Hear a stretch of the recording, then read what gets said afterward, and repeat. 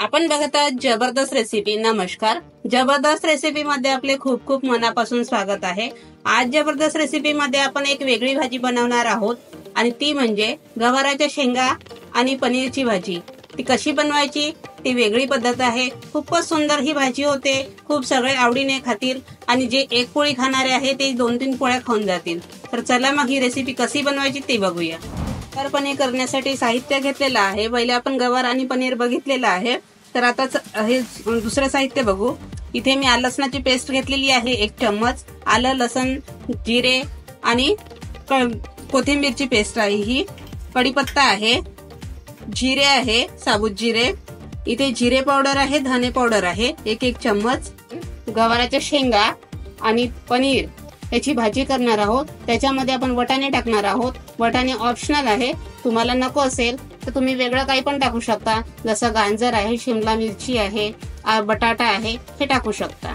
तर हिरव्या मिरचीचा पेस्ट काढून घेतलेला आहे मी, तुम्ही थोडंसं जाडसर पण कापू शकता।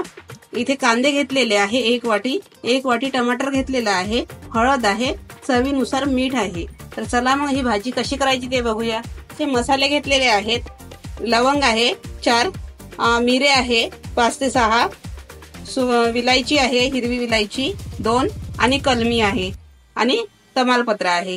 हे सगळे मसाले आपल्याला सुरुवातीला टाकायचे आहे। पण हांडी गॅसवर ठेवलेली आहे भाजी करण्यासाठी, त्याच्यामध्ये तेल टाकून देऊ। इथे मी फल्लीचं तेल वापरत आहे, तुमच्या जवळ जे असेल ते तुम्ही वापरू शकता, सोयाबीनचं वगैरे। गरम झालेलं आहे छान।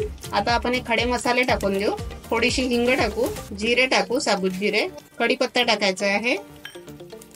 हे सगळं तडतडलं कांदे टाकायचे आहे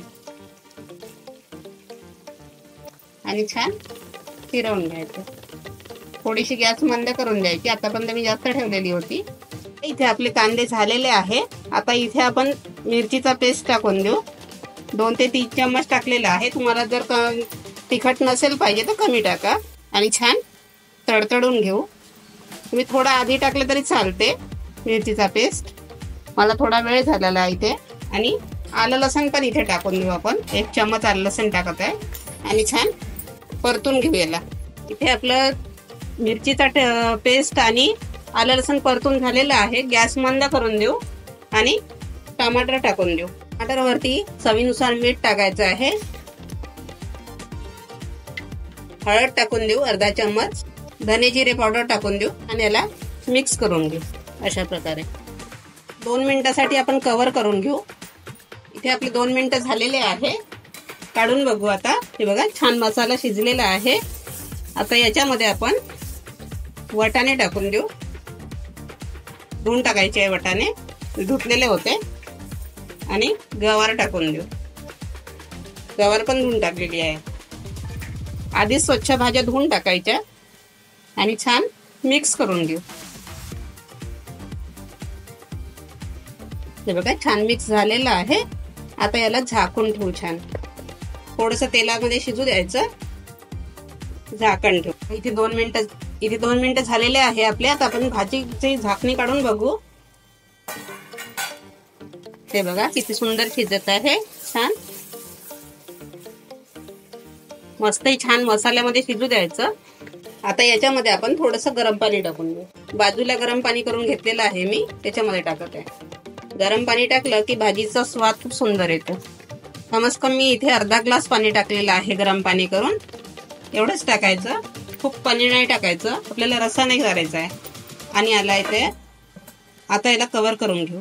हे बघा आपली ही भाजी झालेली आहे, शेंगा छान शिजलेल्या आहे, दाबून बघितले।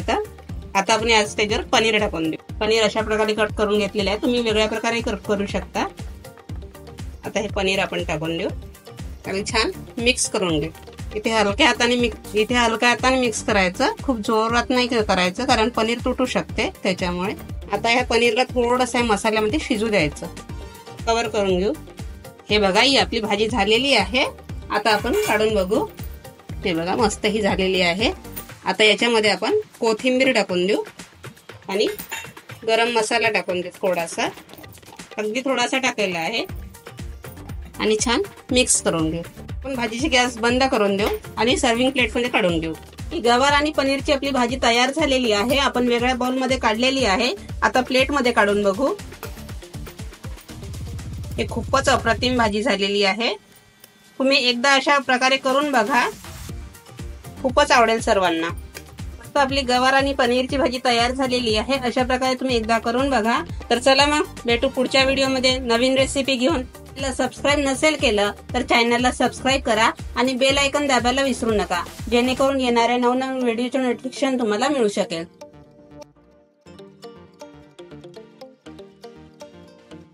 आमची रेसिपी आवडली असेल तर आमच्या जबरदस्त रेसिपी या चॅनलला लाईक करा, जास्तीत जास्त शेअर करा, सबस्क्राईब करा, बेल आयकॉन दाबा, जेणेकरून येणाऱ्या नवनवीन व्हिडिओचे नोटिफिकेशन तुम्हाला मिळू शकेल।